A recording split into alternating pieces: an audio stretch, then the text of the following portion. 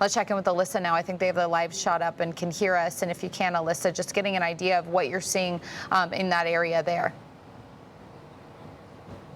Yeah, Bree, one resident I just spoke to described this as a war zone. The tornado just rushed through this street here. We're on Evelyn Avenue. This house over here, there's a car passing, so we're gonna wait a second and be safe.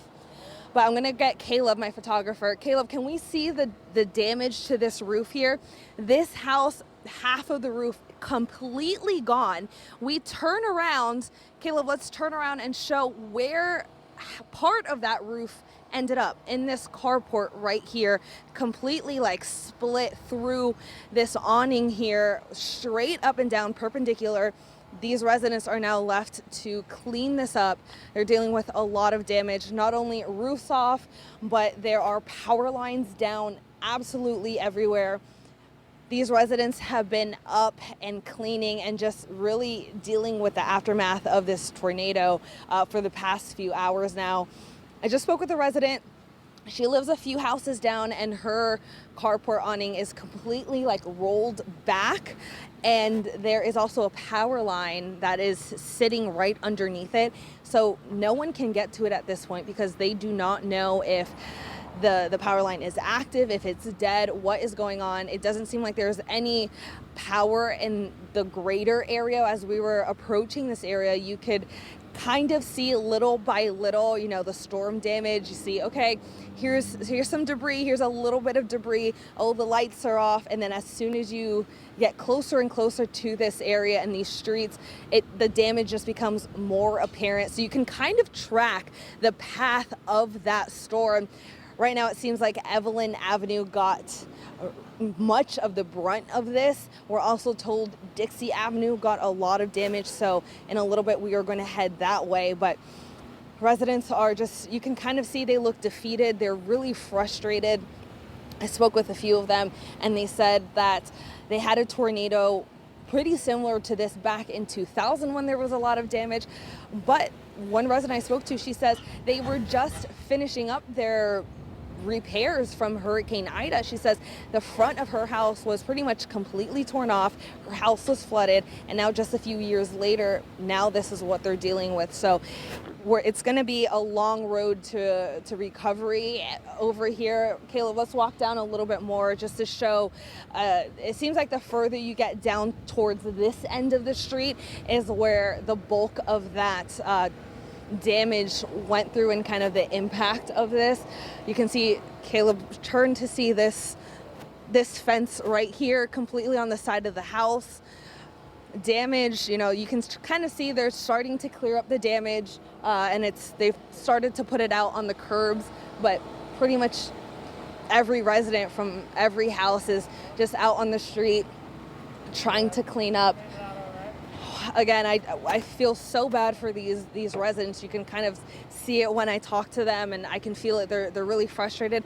Of course, they're sad. They've been in these homes for decades upon decades, and now here they are cleaning up, losing so much of their livelihood and their homes.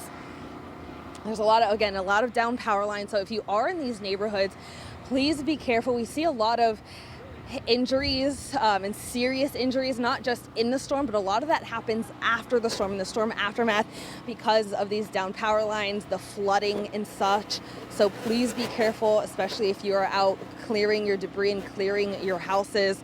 I'm not sure, do we have that interview pulled up? I'm not sure if we can toss to that just yet. But here, again, residents, I will say that I've been asking everyone, hey, are you safe? Everyone is safe. So far from, the brief survey I've done, it seems like everyone is safe. It doesn't seem like anyone has been seriously hurt or damaged, which is the blessing here, because this storm could have done really horrible injuries. When you just look at the debris of this, it really could have been bad. So we are thankful and we are happy that there are no injuries as of yet, to what I'm hearing and what I'm seeing from neighbors, but just a lot of damage here and a long road ahead of cleanup. Alyssa, while you're there, I just want to have a point of clarification. I know you were talking about one of the residents who, some people on that street had some damage from Hurricane Ida. They had just gotten through the process of that. As you were walking down the street there's a house with blue tarp on it, and my reaction to that was they couldn't have gotten out there that quickly to tarp that roof. So is that the home about which you were talking, or what are those specifics about that? Because that's quite telling.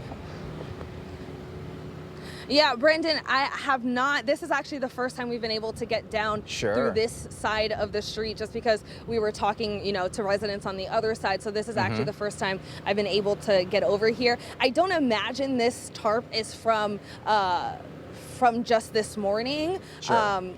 So I'm not exactly sure. I can't give you a direct answer, Sure. but that this tornado, they told me, came through here around 3:30 this morning. So I can't give you a direct answer, but they would have moved very quickly if they were able to get that up from this morning. Of course. I'm going to see if we can.